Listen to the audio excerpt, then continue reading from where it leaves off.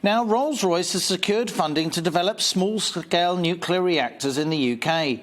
The British manufacturing thoroughbred is about to announce backing from a consortium of investors to fund for SMRs, or small modular reactors.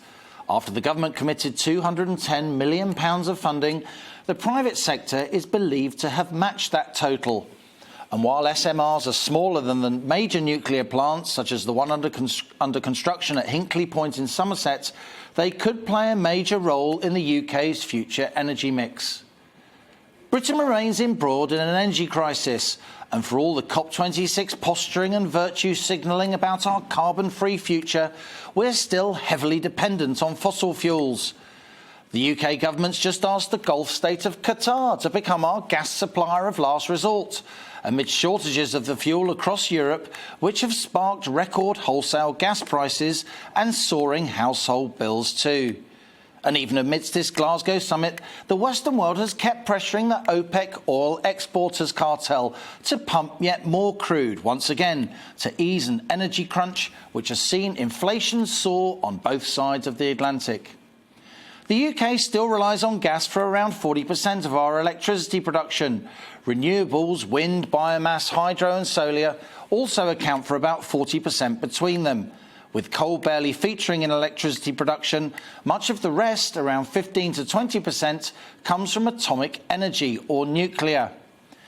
Now, environmental purists shun nuclear energy, but there's increasing recognition that industry's hugely improved safety record means nuclear could make a major contribution to decarbonisation, as it were, filling the renewables gap when the wind doesn't blow.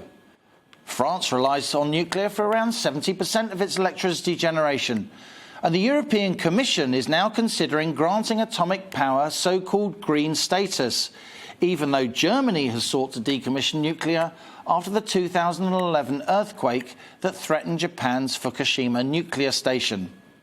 Until now, nukes have been excluded from the EU's Green Deal because while nuclear stations emit no CO2, the long-term ecological implications of storing spent fuel remain unclear. Yet the development and manufacturing of small-scale modular reactors, those SMRs, by Rolls-Royce, could reorient and reboot not just the UK's atomic energy complex, but the nuclear power industry worldwide, if the Derbyshire-based firm can perfect the technology and get the economics of manufacture right. On top of that, while we need to find safer ways to store the radioactive waste resulting from nuclear fission, that is, splitting uranium atoms, let us not ignore nuclear fusion.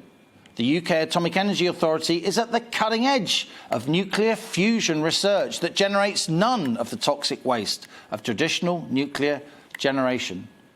Whatever you think of this COP26 agenda and the summit and the virtue signalling and the chest beating, the fact remains that coal, oil and gas are pollutants and will ultimately run out, causing huge international conflict as they do. We need to use less of them. The key to that isn't what we're seeing in Glasgow, the emoting about the sins of other people in far-flung countries having flown in by private jet. No! The way to use less fossil fuel is to be technologically savvy.